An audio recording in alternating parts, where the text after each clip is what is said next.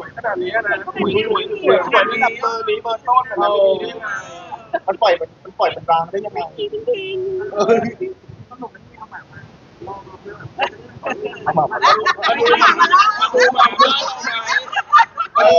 ไปดูหมา บ้านเราก็มีแก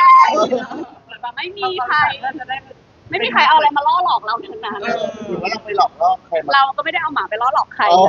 เราไม่เปิดหรือเปล่าแบบว่าเราปิดประเด็นหรือเปล่า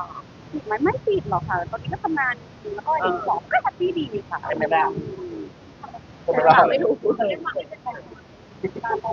เขาชอบเราดิเรามันดูแบบว่าตกเกินไปมันดีเกินไปมันไม่น่าใช่นะคะ แต่สเปคเราไม่ได้ไกลตัวไปไหน เราไม่มีสเปคเลยกันอะไร เพื่อนๆมีหาไหมครับพปปให้หาให้บ้างไหม ไม่มีใครหาให้เลย แล้วกองสารอะไรนะจะคุยกับเราเกิดที่มาถามเนี่ยแล้วไปถามที่นั่นไม่ตอบเอางี้ ชอบไว้เสียงแปลกๆมาฟังไม่ออกชอบคิดได้ยุ่ชีขวบอะไรก็ไม่รู้เขา